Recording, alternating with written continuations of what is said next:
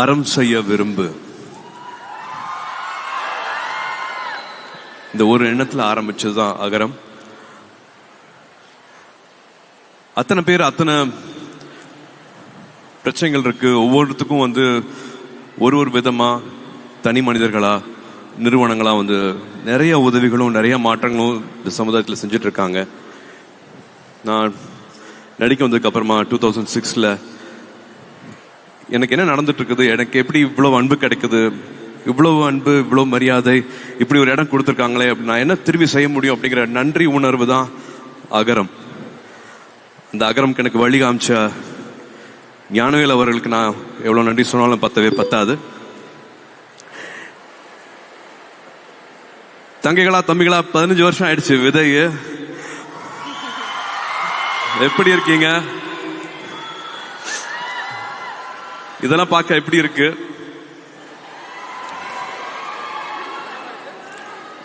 நிறைய கேள்விகள் கேட்டே இருந்தோம். அப்போ பேசிக்கா எல்லாருமே சொல்றது தானே, இருக்க இடம், உடுக்க உடை, உண்ண உணர்வு.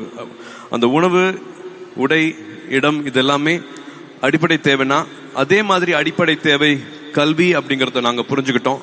அந்த கல்வியை கொடுத்துட்டா மற்றது எல்லாமே அவங்களே செஞ்சுப்பாங்க அப்படிங்கறத அப்பவே உணர்ந்தோம். எப்படி இதை செய்ய போறோம், எப்படி இதை சரியா செய்ய போறோம் அப்படின்னு தேடிட்டு இருக்கும் போது கிராஸ் ரூட் லெவல்ல போய் நம்ம அதை கத்துக்கலாம், உண்மையா என்ன நிலவரம், என்ன நடந்துட்டு இருக்கு அப்படிங்கிற கத்துக்கலாம் அப்படிங்கறதுக்காக ஒரு பழங்குடி ஒரு பள்ளி, அரசு பள்ளிக்கு போய் நம்ம அதை தத்தெடுத்துட்டு உதவிகள் செஞ்சு என்னன்னு கத்துக்கலாம் அப்படின்னு போய் பார்த்தோம். அப்பதான் அங்க 6ஆவதுல இருந்து 12ஆவது படிக்கிற மாணவர்களோட குடும்ப சூழல், அவங்க வாழ்வாதார சூழல், அவங்க எந்த நிலைமையிலிருந்து படிக்க வராங்க, எதனால பாதியிலே படிப்பை விடுறாங்க, என்னென்ன பிரச்சனைகள் அங்க நடக்குது அப்படிங்கறத நேரடியாக அங்கனால பார்க்க முடிஞ்சது. இது எல்லாத்தையும் எப்படி செய்யலாம், அந்த படிப்பை நம்பணுமே அப்படிங்கறதுக்காக ஹீரோவா ஜீரோவா அப்படின்னு ஒரு சின்ன ஒரு குறும்படம் எடுத்தோம். அதுல விஜய் அவர்கள் நடிச்சாரு, மாதவன் அவர்கள் நடிச்சாங்க, என்னோட ஜோ நடிச்சது, நாங்க 4 பேர் சேர்ந்து நடிச்சது. எல்லா கிராமத்துக்கும் எல்லா பள்ளிகளுக்கும் அரசு கொண்டு போய் அதை சேர்த்தாங்க. அப்பவும் அங்க தெரிஞ்சுக்கிட்ட விஷயம் படிக்கணும் அப்படிங்கிற ஆர்வம் இருந்தாலும் டீச்சர் இருக்க மாட்டாங்க, சில டைம் பஸ் இருக்காது, வெறும் காலேஜ் அப்ளிகேஷன் வாங்குற கூட காசு இருக்காது, ஆனா படிக்கணும் அப்படிங்கிற ஆசை இருக்கும். பணம் ஒரு பிரச்சனையா இருக்கவே கூடாது, பணம் பிரச்சனை இல்லாம இருந்துன்னா அவங்க படிச்சிருவாங்கல்ல. அந்த மாதிரியான மாணவர்களை மாணவிகளை நம்மளுக்கு அரசு பள்ளி ஆசிரியர்கள் கை காட்டுறாங்க, அவங்க சிபாரிசு பண்றாங்க, அவங்களை எப்படியா படிக்க வச்சிடணும் அப்படின்னு பேசிட்டு இருக்கும் போது எனக்கு இப்போ நல்லா ஞாபகம் இருக்கு. சிங்கம் படம் ஷூட்டிங் நடுவில் எல்லாத்துக்கும் ஃபோன் பண்ணேன்.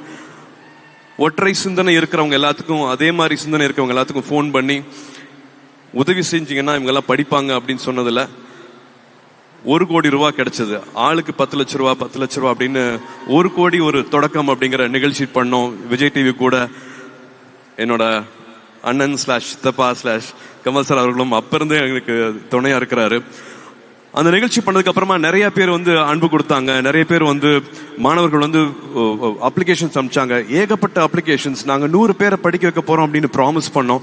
பட் அதுல எப்படியாவது 160 பேரை படிக்க வச்சே ஆகணும் அப்படிங்கிற நிலைமை வந்துச்சு. 100 பேருக்கு தான் பட்ஜெட் இருந்தது, 60 பேருக்கு பட்ஜெட் அப்ப இல்ல. திரும்பி கால் பண்ணோம். அப்ப நல்லுள்ளங்கள் எல்லாருமே ஒண்ணு சேர்ந்தாங்க. நிறைய கல்லூரிகள் இலவசமா அவங்களோட சீட்ஸ் கொடுக்கறேன் அப்படின்ட்டு முன் வந்தாங்க. அந்த பயணம், அந்த உறவு இப்ப வரைக்கும் அது போகவே இல்லை.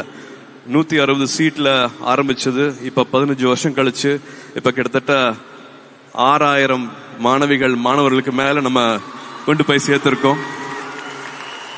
அதுல அகரமோட தனித்தன்மை என்னன்னா, வெறும் மார்க்ஸ் மட்டும் இல்லாம அவங்க எங்க இருந்து வராங்க, அவங்களோட வாழ்வாதாரம், அவங்களோட சூழல், அவங்க என்னென்ன பின்புலத்துல இருந்து வராங்க, அப்பா அம்மா இருக்காங்களா, அப்பா அம்மா இல்லையா, அவங்களுக்கு இன்னொரு 20 மார்க் கொடுக்கலாம், அப்பா இருக்காங்க அம்மா இல்லையா, அப்ப இன்னும் ஜாஸ்தி மார்க் கொடுக்கலாம். ஏன்னா பெண்கள் இல்லாத வீட்டுல கல்வி கிடைக்கிறதுங்கிறது ரொம்ப அரிதான விஷயமா இருந்தது. அப்பா மட்டும் இருக்காங்கன்னா, அது அம்மா இருந்தாங்கன்னா எப்படியாவது படிக்க வச்சிருவாங்க. அப்பா இல்லாம அம்மா மட்டும் இருக்காங்கன்னா எப்படியாவது படிக்க வச்சிருவாங்க. ஆனா ஒரு அம்மா இல்லாத வீட்டுல அந்த மாணவன் படிக்கிறது ரொம்ப சிரமமா இருந்தது. இந்த மாதிரி 40 கிலோமீட்டர் தள்ளி படிக்கிறாங்கன்னா அவங்களுக்கு எக்ஸ்ட்ரா மார்க். இந்த மாதிரி கூரை இல்லையா, அவங்களுக்கு இன்னொரு எக்ஸ்ட்ரா மார்க். ஸோ +2 மார்க் மட்டும் இல்லாம தனியா ஒரு 200 மார்க் போட்டு உள்ளதுலயே டிசர்விங் ஸ்டூடெண்ட்ஸை அனுப்பிச்சதுல அத்தனை காலேஜும் அத்தனை ஃபேக்கல்டிஸும் அத்தனை ஹெச்ஓடிஸும் இந்த மாதிரி மாணவர்களை கொடுத்தீங்கன்னா நாங்கள் எவ்வளோ வேணாலும் சீட் கொடுக்குறோம் அப்படின்ட்டு 160 சீட் இப்போ வந்து வருஷம் 700 சீட் வரைக்கும் உயர்ந்துச்சு. இந்த நல்லுள்ளங்கள்னால மட்டுமே தான் நடந்துச்சு. இவங்கெல்லாம் வந்துடுறாங்க, ஓரளவுக்கு பொருளாதார தடையை வந்து நாங்கள் இன்னிக்கிறோம். பட் மனதளவில் நிறையா தடை இருந்துச்சு.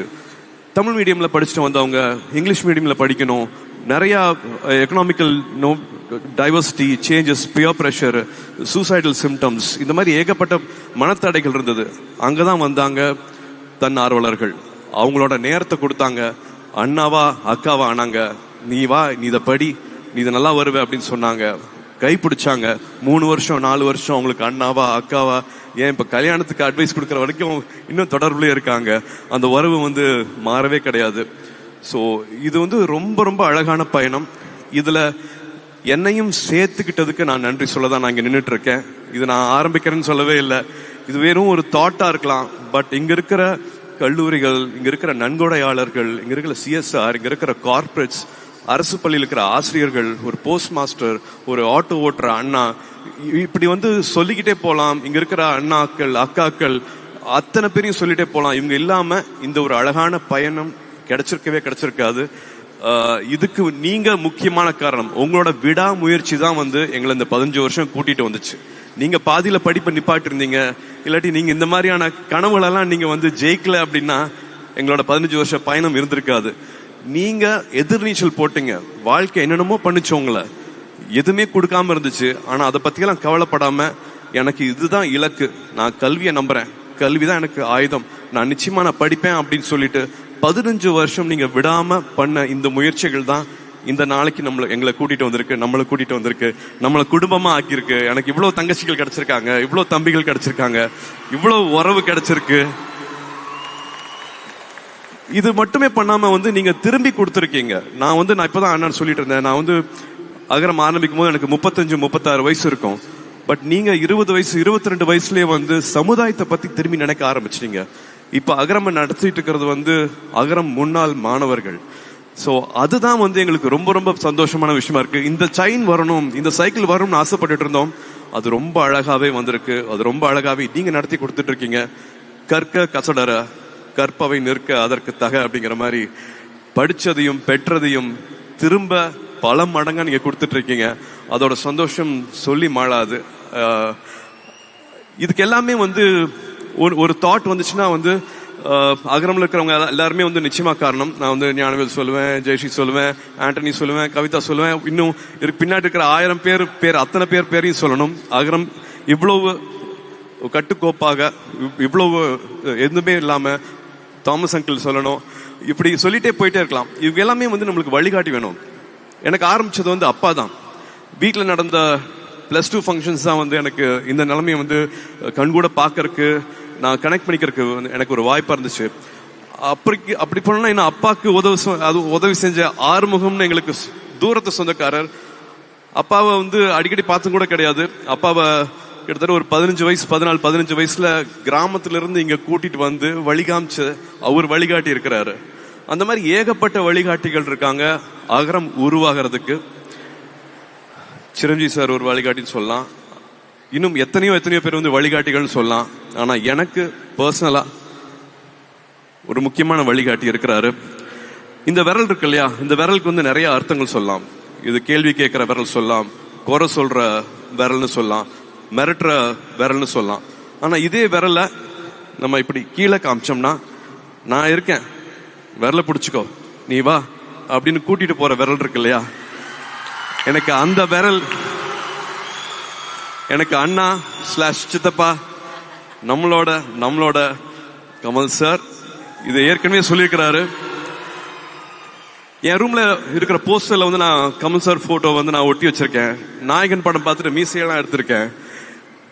அந்த போஸ்டரை ஒட்டிட்டு எங்களுக்கு நடுவில் இப்படி ஒரு உறவு கிடைக்கும், இப்படி ஒரு பயணம் கிடைக்கும் அப்படின்னு நான் நினைச்சு பார்த்ததே கிடையாது. ரசிகர் மன்றங்களா இருந்ததை வந்து நற்பணி மன்றமா மாத்துறது வந்து அவர் தான். ஒரு கலையில வந்து சலங்கை ஒளி பண்ணிட்டு நாயகன் இவர் தான் பண்றாரா, தேவரமன் இவர் தான் பண்றாரா, காசுக்காக பண்ணவே இல்லை. அந்த கலைக்காக வந்து தன்னைத்தானே எவ்வளவு உயர்த்திக்கலாம், மற்றவங்களை எப்படி இன்ஸ்பயர் பண்ணலாம் அப்படிங்கிறது மட்டுமே வந்து நான் அவர் அப்படிதான் பார்த்தேன். நான் வேற தொழிலா இருந்தா கூட எனக்கு அவர் தான் எனக்கு இன்ஸ்பிரேஷன் இருப்பாரு. நான் உயர்றதுக்கு, நான் வளர்றதுக்கு, நான் ஒரு இலக்கை தொடுறதுக்கு என்னைக்குமே அவர் தான் இன்ஸ்பிரேஷன் இருப்பாரு.